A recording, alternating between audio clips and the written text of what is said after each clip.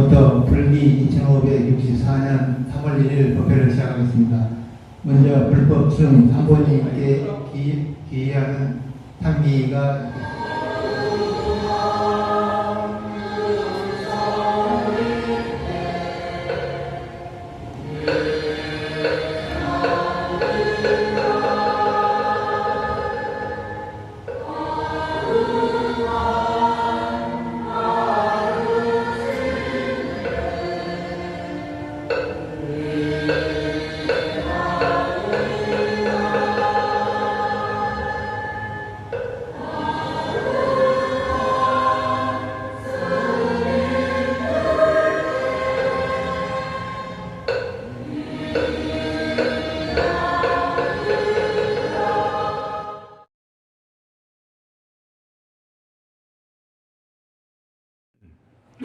만일연불결사회 238회 되는 법회 날이고 또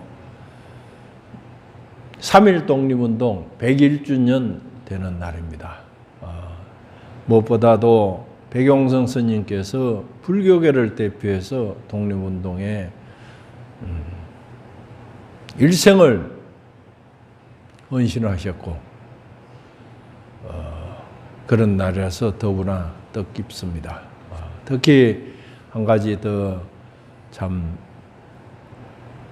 기쁜 소식은 우리 정주화 원장님의 고조부 되시는 오천후인 정환자 봉자 선생님께서 의병으로 독립운동을 하셨는데 그것이 이번에 인정이 되어서 독립유공자로 선정이 되어 국가로부터 큰 독립유공자 표창을 받았답니다. 우리 박수로 정말 축하합니다. 집안의 경사이시고 또 정 원장님께서 고조부를 위해서 전부 비석을 세우고 다 고조부를 잘 모시려고 애를 많이 쓴 내가 비문도 받고 잘 봤는데 이제 그런 것이 이렇게 후손이 훌륭해야 조상이 빛을 보는 거라.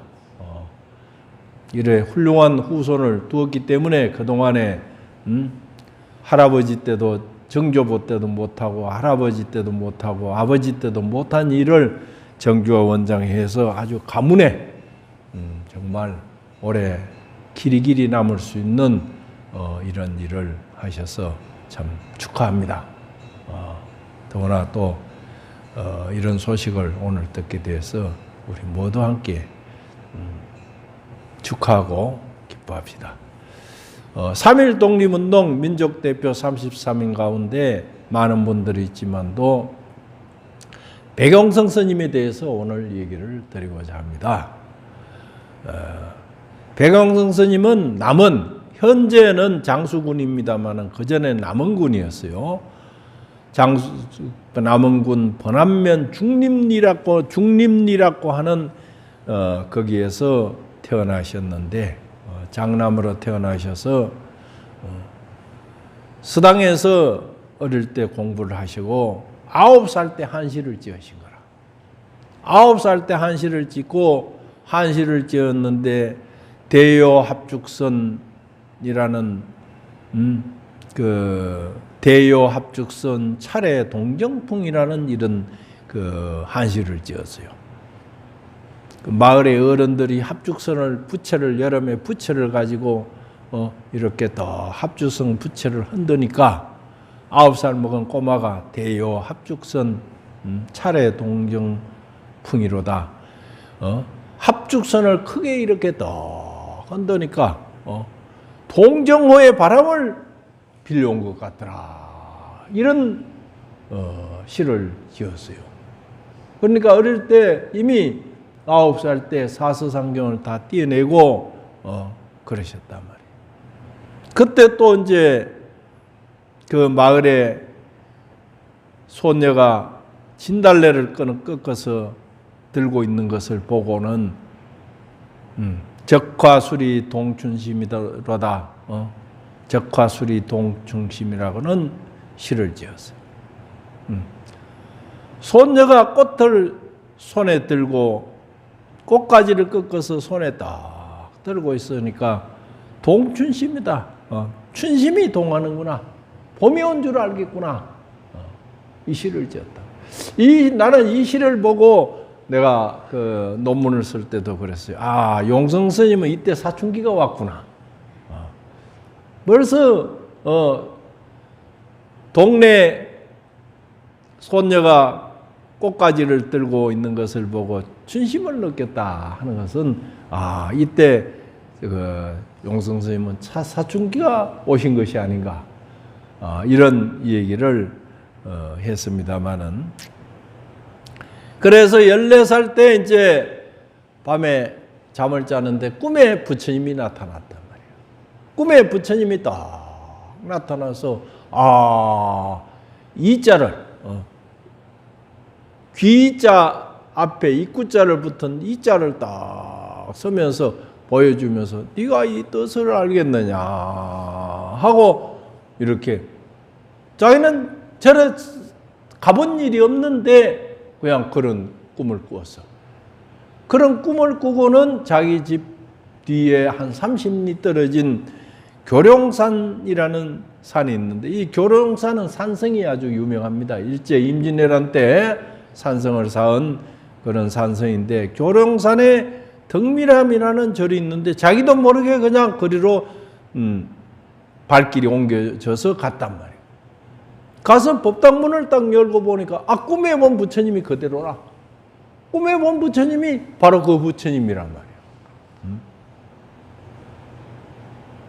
그래서 그 자리에서 그냥 꿈에 본 부처님이 여기 계시네. 나는 집에 안 가야 되겠다 하고 거기서 출가를 해버렸어요.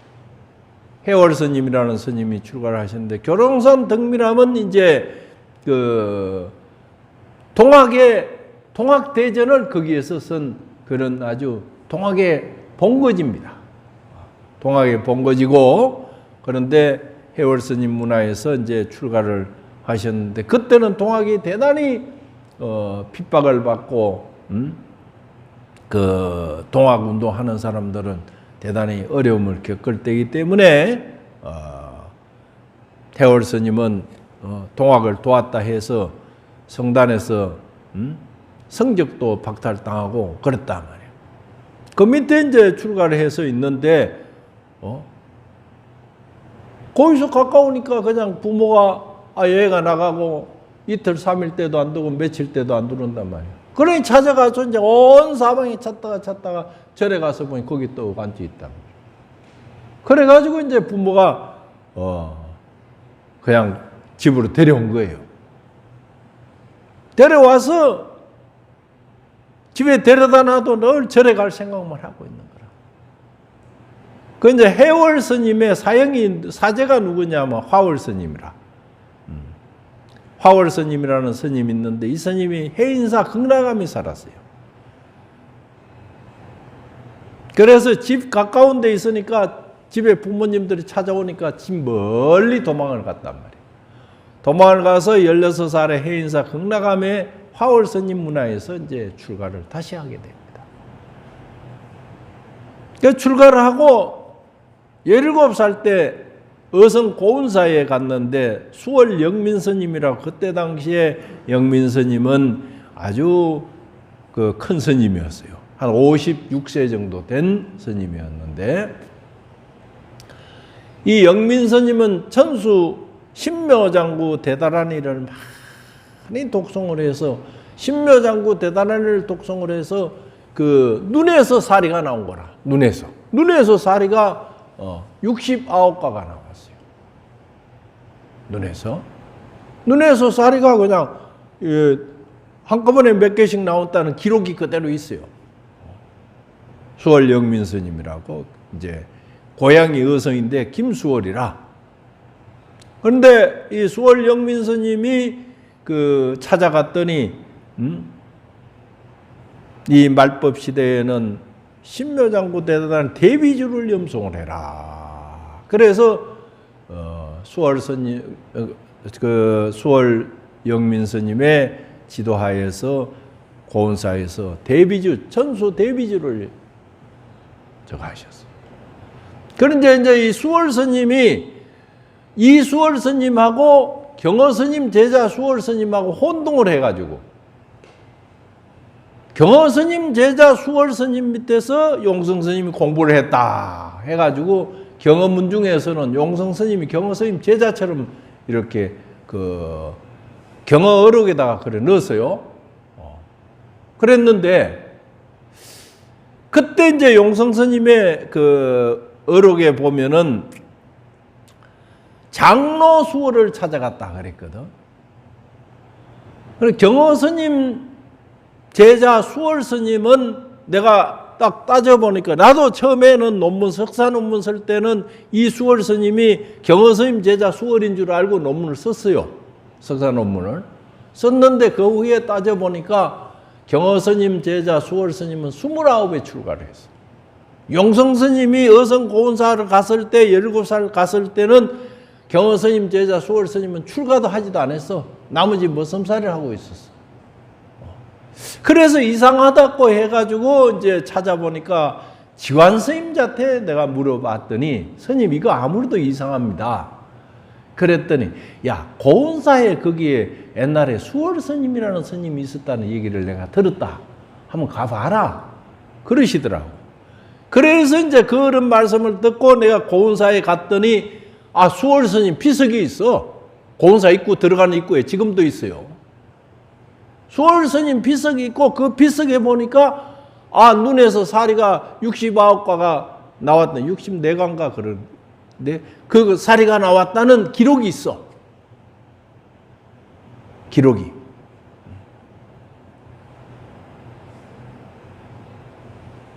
그래가지고 이제 그 기록이 있고 그 주위를 내가 샅샅이 찾아보니까 수월 스님의 부도, 사리를 모셨던 부도탑의 밑에 기단이 있어요. 기단이. 그 고은사 들어가는 입구에 들어가면서 왼쪽에 그 아주 그 경사진 때 거기에 비석 기단이 있어. 수월 영면이라고 써진 비석 기단이 있단 말이에요. 그런데 부도는 이제 굴러가지고 밑으로 떨어지고 없고 그 부도만 있는 거라. 그래서 이제 그 비석을 내가 자세히 내가 탁본을 해와서 자세히 조사를 해보니까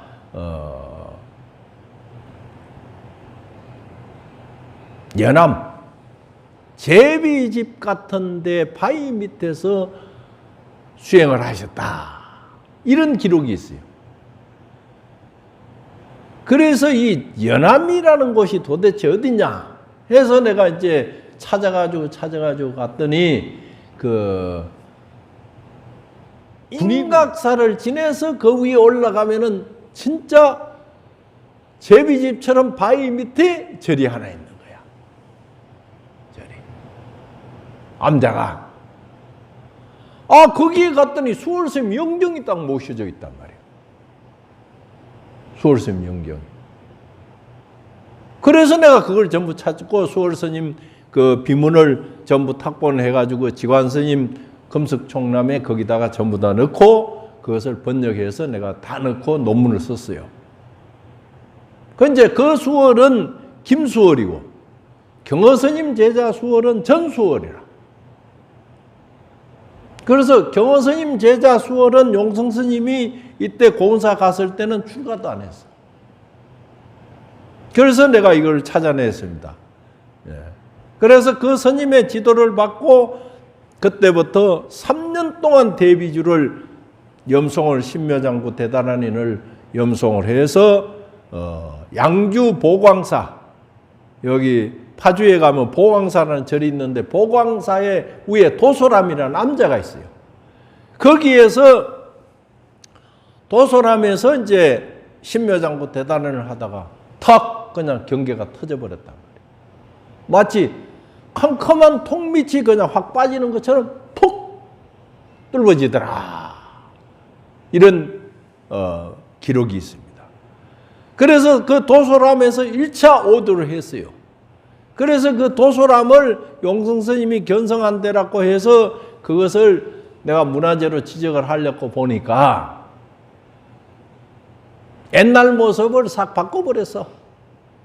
바꿔버려가지고 문화재를 지정을 못하고 참 안타까운 일이 있었는데 그래 됐어요. 그래서 이제 신묘장구 대단원을 해가지고 업장 소멸을 하고 난 뒤에 이제 초견성을 한 거라. 초견성을 하고 그러니까 기도를 하든 진언을 하든 연부를 하든 아니면 절을 하든 이걸 해서 일단 업장 소멸을 해야 돼요. 업장 소멸을 하고 참선을 하든 교학을 하든 뭘 해야 마장이 덜 붙지. 안 그러면 마장이 붙는 거라. 그 용성스님은 그냥 딱 신묘장구 대단원을 해가지고 수월스님도 신묘장구 대단원을 해서 견성하신 분이란 말이지. 그래서 이제 그 대단을 해서 3년 하셔가지고 1차 견성을 하셨습니다. 그러고 난 뒤에 이제 금강산에 가서 무용스님 문화에서 지도로 무자 화두를 받은 거예요. 처음부터 화두를 참고한 것이 아니고 업장 소멸을 한 거란 말이에요. 만약에 이 얘기를 하자면은 좋은 음식을 그렇게 담으려면 좋은 음식이 아무리 있더라도 그릇이 깨끗해야 될 거 아니에요. 그 업장 소멸하는 그릇을 깨끗하게 그릇을 닦는 것과 같은 거라.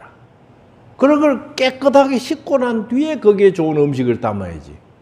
그릇도 씻지 않고 음식을 담으면은 그 음식의 맛이 제대로 나지 않는단 말이지. 그래서 수행도 마찬가지예요. 그래 무자 화두를 받아서 이제 다시 보광사로 가가지고 그 2차 오도를 하게 됩니다. 2차 오도를 하고 통도사에서 21살 때 성곡 스님으로부터 이제 그 계를 받게 되는데 이것은 우리나라의 전통 계맥입니다. 대언율사가 지리산에서 지리산 칠불에서 기도를 해가지고 부처님으로부터 서상수계를 받았는데 이제 은사와 이 대언스님이 같이 가서 이제 둘이서 지리산 칠불에서 기도를 해서 딱 이제 향을 꼽아놓고 기도를 하는 거야. 향에 불을 붙이지 않고 향을 꼽아놓고 기도를 한다. 기도를 하는데 지장경이나 법망경에 보면 서상수계가 나옵니다.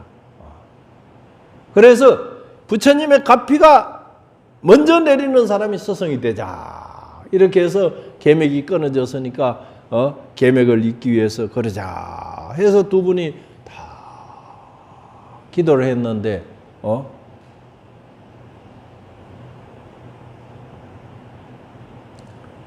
향로를 두 개 딱 해놓고 했는데 서성자한테 먼저 불이 붙어야 되는데 제자 향로에 먼저 불이 붙었단 말이에요. 향에 그냥 꼽아놓고 그냥 불을 붙이지 않고 향을 꼽아놓고 기도를 했는데 7일 만에 부처님의 서기가 비쳐가지고 거기 불이 딱 붙었단 말이에요.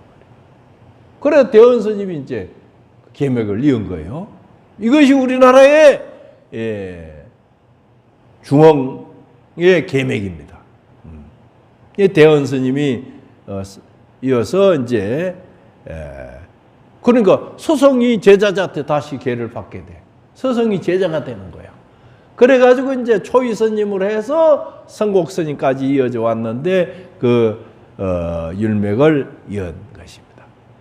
그리고 22살 때 3일 송광사 3일 하면서 이제 안거 도중에 전등록을 보다가 3차 오도를 하고 또 송광사에서 23살 때 송광사에 3일 하면서 하안거를 하고 오다가 낙동강 여기에서 음력 9월달경에 이제 거기에서 3차 오도를 해서 도를 깨닫게 됩니다. 우리 정의가 송광사하고 인연이 있는 것도 다 용성 스님이 거기에서 다 3일을 하면서 공부를 하셨기 때문에 인연이 있는 거라. 네가 가면은 거기 가서 자 용성 스님이 여기서 도를 깨달은 그래서 이제 거기에서 송광사 3일 하면서 이제 공부를 하고 하한거를 마치고 자 낙동강을 구미 낙동강을 지나서 이렇게 오는데 딱 낙동강변에 갈대밭이 있는데 그 옆에 떡 걸어오는데 위에 금오산이 보이는 거야. 낙동강 위에 그 구미 뒤산이 금오산이에요. 금오산이 보인단 말이에요.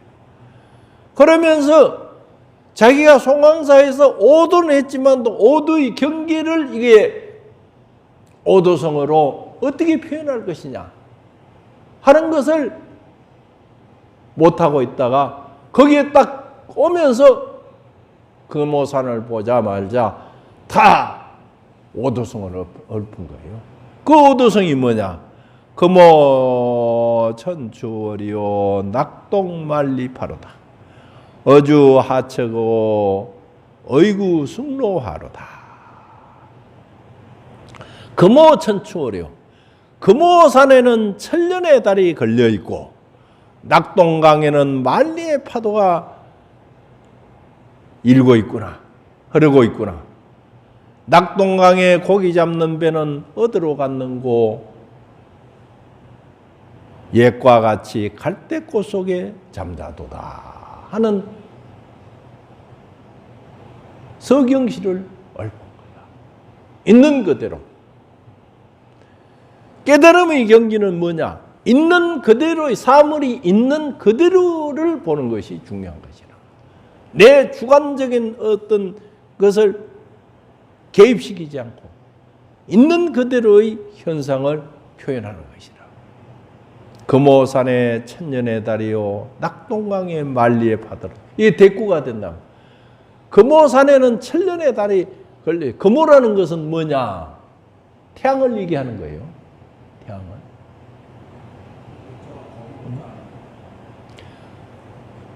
그래서 태양을 얘기하는 거예요. 금까마귀는 태양이고 옥토끼는 달이야. 옥토끼는. 그래서 금까마귀의 그 천년의 달이 탁 걸려 있고 거기에 산 밑에는 뭐가 그래요? 강이 흐르는 거야. 강이 흐르는데 낙동강에는 만리의 파도가 이어지고 오고 있다. 고기 잡는 배는 어디로 갔는고 보니까 갈대꽃 속에 잠자고 있구나 하는 이 오도성을 읊은 것이 용성 스님의 오도성의 대표적인 오도성입니다. 물론 1차, 2차, 3차에도 오도성이 있어요. 오도성이 있지만도 이것이 대표적인 것입니다. 이제 29세 때부터 토굴에서 이제 정진을 하셨고 어록을 보고 이제 경전을 보고 율장을 보고 이렇게 해서 했는데 용성 스님은 저기 22살에 전등록을 봤어요. 전등록을. 송황사에서 있으면서 안것 동안에 전등록을 보다가 전등록의 한 구절에서 깨달았단 말이에요. 그런데 그리고 이제 그 뒤에 쭉 이제 경전을 봤는데 용성 스님은 맨 끝에 본 게 뭐냐? 치문이야. 치문이라. 그러니까 우리는 치문부터 봐서 전등록을 맨 끝에 보는데 이 어른은 전등록부터 보고 치문을 맨 끝으로 봤어요. 그러니 우리 전통 강원에서 공부하는 방법에 거꾸로 공부를 하신 거야. 거꾸로. 왜 그러면은 이분은 전등록에서 깨달음을 얻었는데 치문까지 다시 봤느냐 하는 것은 자기의 깨달음을 그 의록에서 점검해 본 거라. 점검. 그래서 전통 우리의 교육 방법하고 다른 방법을 하셨어요. 그러니까 대단히 뛰어난 것이죠. 이미 한문이 9살 속가에 있을 때 한문을 전부 다 사서상경을 다 익혀버렸기 때문에 한문에는 그냥 달통을 해버린 거라. 정상적인 학교 교육도 받지 않았는데 경전 번역은 대단하단 말이에요. 그리고 이제 29세부터 해서 37세까지 8년 동안은 행적을 남기지 않았어요.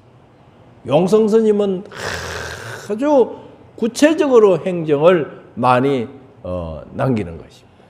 그래서 이제 29명만 온 거야.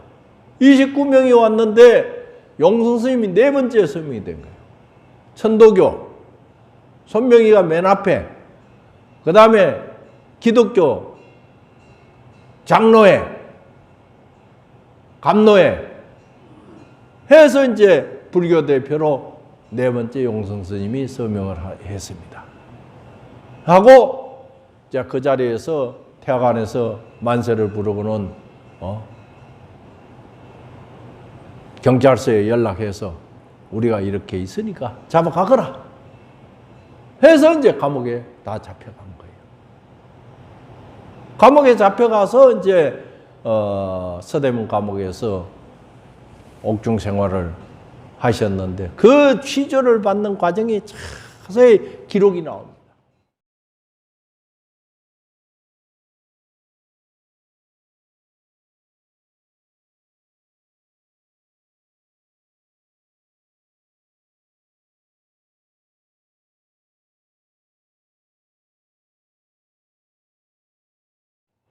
그 기록서를 내가 봤어요.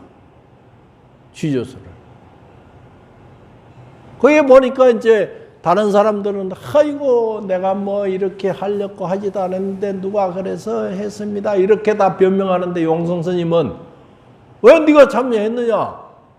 그러니까 만에 한 영혼이 좋은 일을 한다고 하긴데 내가 나라를 위해서 좋은 일을 한다고 하긴데 도장을 맡겼다.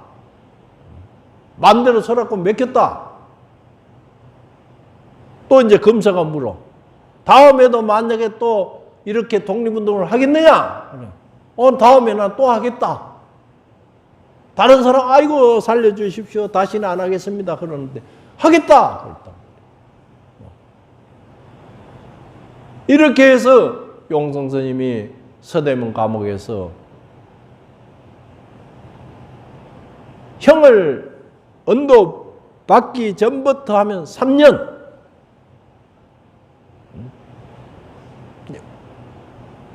미결수로 있다가 이제 형이 집행돼 가지고 이제 한 거는 1년 6개월. 그러니까 3년 동안 서대문 감옥에서 감옥살이를 하셨습니다.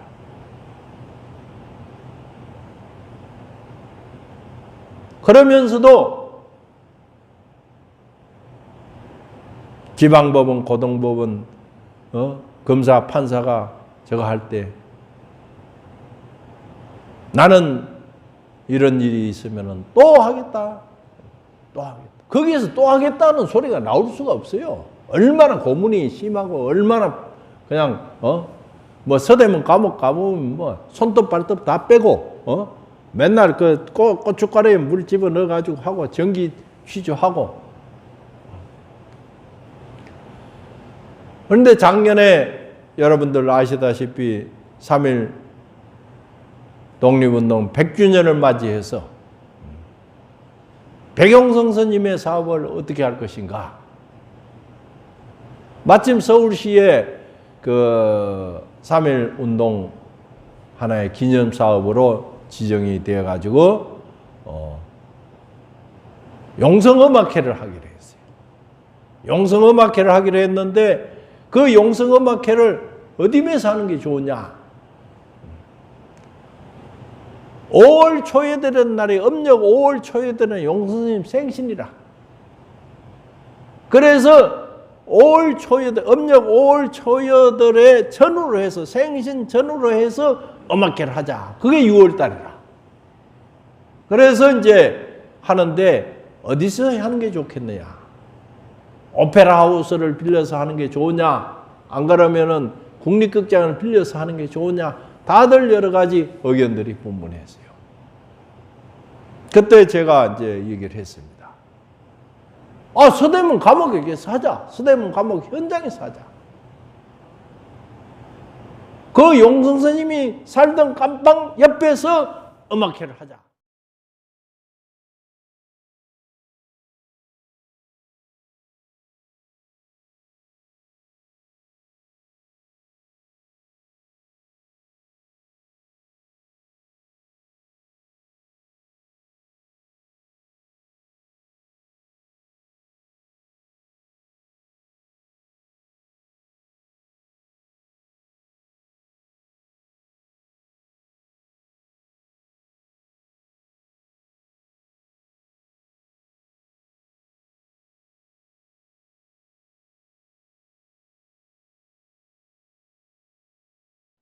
해가지고 뭐 다들 오셔서 대성황을 이루었습니다마는 그날 엄학회를 대단히 성대하게 감옥의 현장에서 그 자리에서 했어요.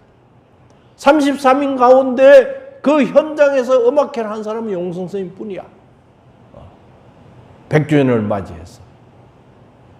그래서 이제 범어사에서 주의스님도 경비를 보태고 대각사에도 보태고 또 대각회에서도 하고 해서 엄학회를 잘했습니다. 중앙대 총장을 지낸 박범은 교수가 쓴 용성이라는 교성곡 그걸 가지고 하는데 박범은 총장이 지휘를 하고 내가 사회를 보고 했습니다. 총장이 사회를 보고 총장이 지휘하는 음악회는 쉽지 않은 거요.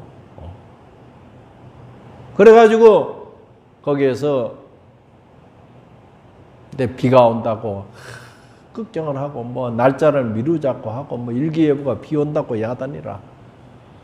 야, 용성 스님의 법력이 있는데 청기를 하나 마음대로 못 하겠느냐? 너무 걱정 말고 한번 해보자.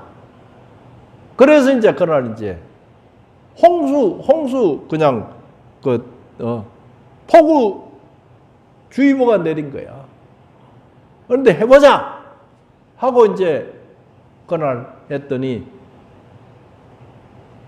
딱 4시에 시작하는데 처음에 비가 한두 방울 뚝뚝뚝 떨어져요. 떨어지니까 뭐 어떻게 해야 되느냐 야단들이야. 아, 법력을 믿어라. 여기가 어떤 자리냐? 합시다. 이제 했더니 6시까지 비가 하나도 안 왔어. 여러분들 다 오셔서 보셨잖아요. 정말 감격적인 일이었습니다. 그래서 용성 스님은 돌아가실 때까지 대부분이 독립운동 했던 최린이를부터 해가지고 많은 분들이 변절을 했어요. 나중에 일제에 협력을 해버렸단 말이에요. 독립선언서를 선 최남선 선생까지도 그냥 나중에 변절을 해버렸다. 얼마나 고통이 심하고 얼마나 고문이 심하고 얼마나 괴롭혔으면 변절을 했겠네. 그런데 33인 가운데 끝까지 변절하지 않는 사람이 누구냐? 만해 한용운과 백용성 둘뿐입니다. 이것에 대해서 우리는 정토사가 백용성 스님의 법맥을 잇고 있다는 데 대해서 긍지와 자부심을 가져야 돼. 내 평생을 나는 용성 스님 일을 하고 있어요. 용성 스님이 1940년에 돌아가셨는데 그 뒤 10년 뒤에 내가 태어났어. 어떤 사람이 나보고 용성 스님 일을 하도 하니까 당신 용성 스님 후신이니까 해야 된다고 그런 얘기를 하더라고. 어쨌든 간에 우리 스님이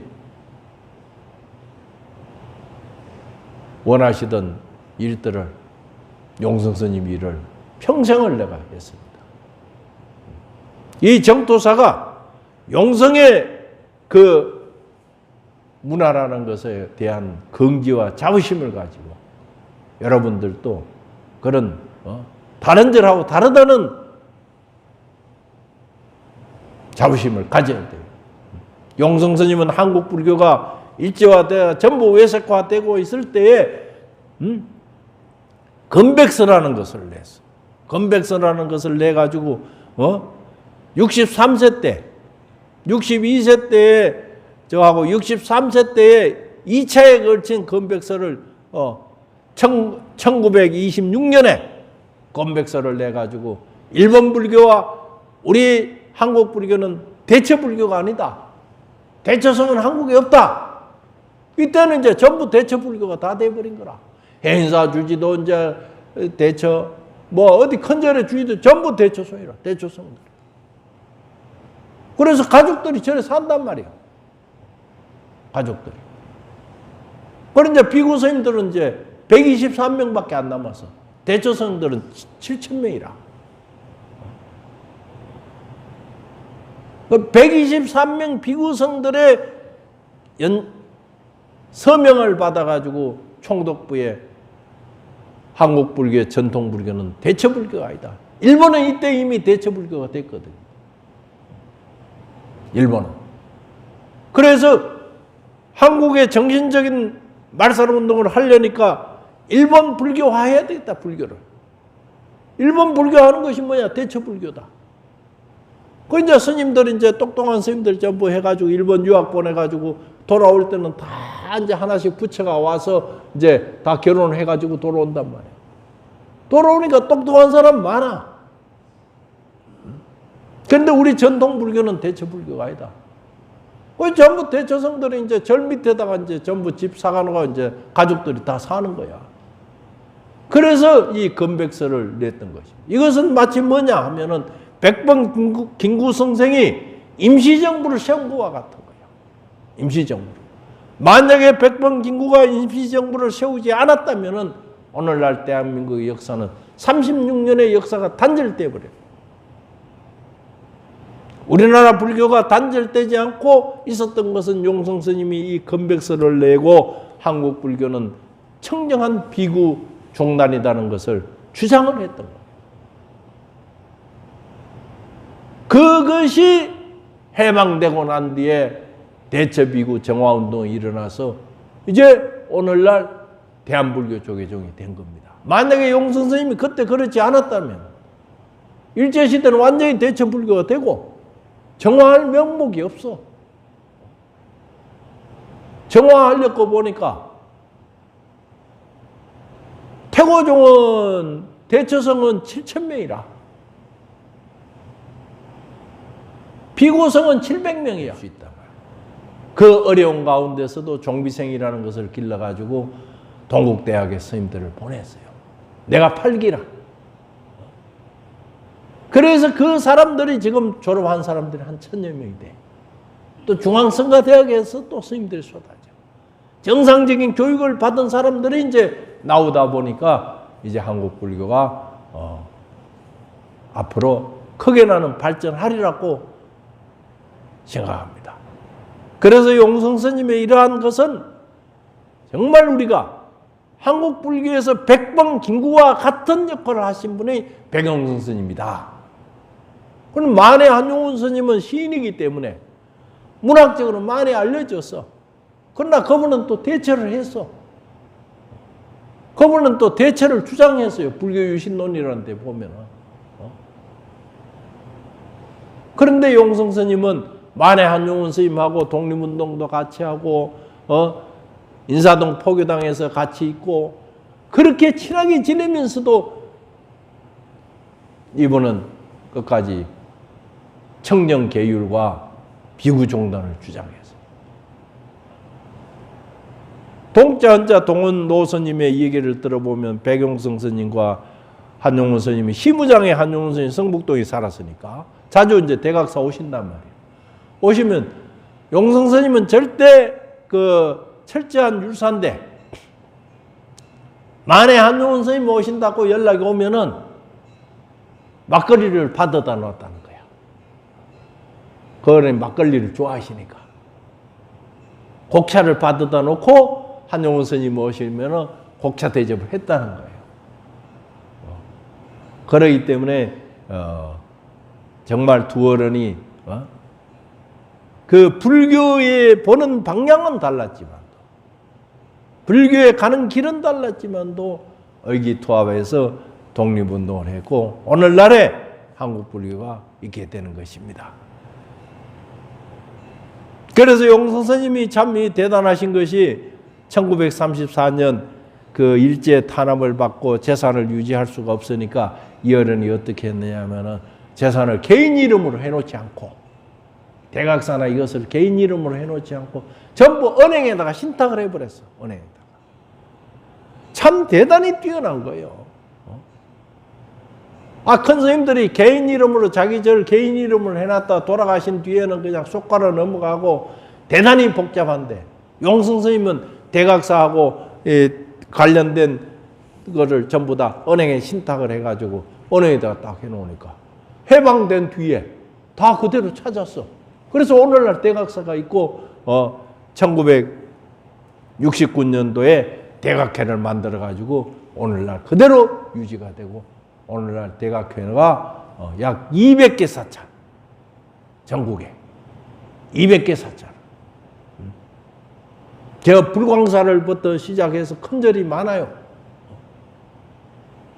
그래서 이 대각회는 어떻게 되느냐 하면 정토사도 대각회로 법인을 넘기면 종로구 봉익동 3번지 대각회로 그냥 딱 등기가 아예 넘어가 버려요. 누구도 팔아먹지 못해. 영원히 이 도량은 대한불교 조계종 대각회로 남게끔 돼 있다. 용성 선생님이 참 여런히 대단히 그런 일을 하셨어요. 그리고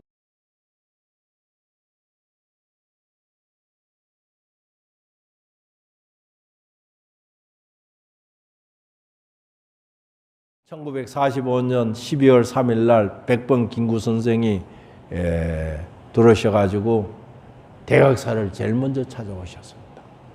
대각사를 찾아와서 용성 스님이 아니었으면 우리가 독립운동을 못했다.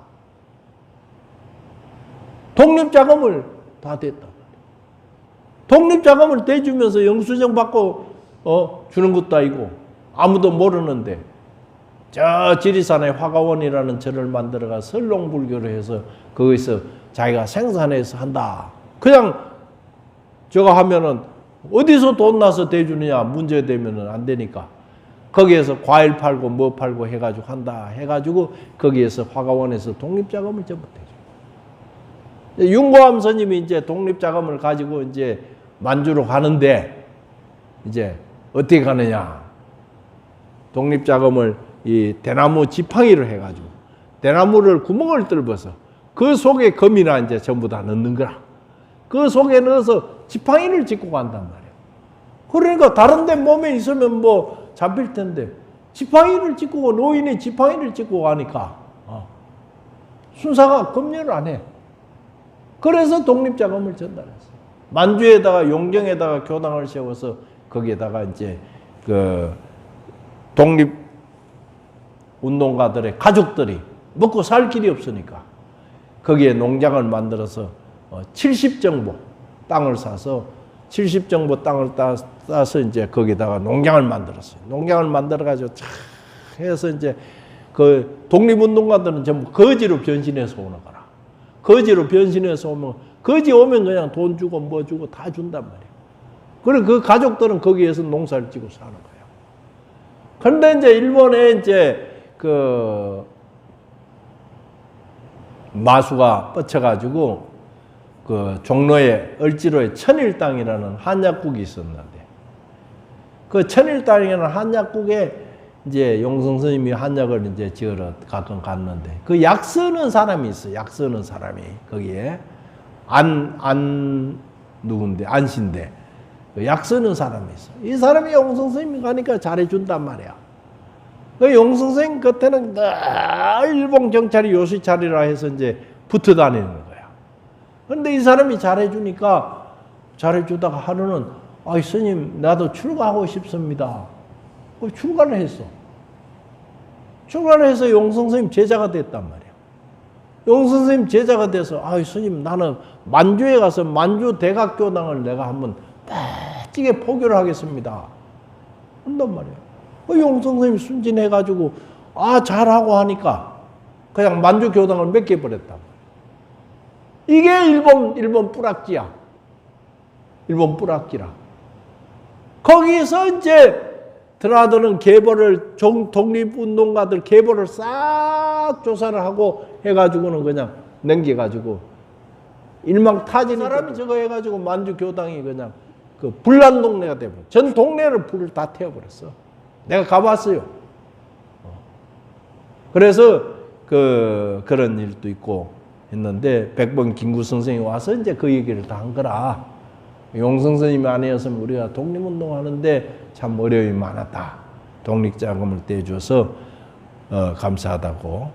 1918년도에 백용성 대종사 총서를 제가 20권을 완전히 간행하고 이것을 전산화까지 하고 스마트폰에까지도 지금 서비스를 받을 수 있도록 했습니다. 오늘은 3.1절을 맞이해서 백용성 스님에 대한 이러한 독립 축하드립니다. 감사합니다.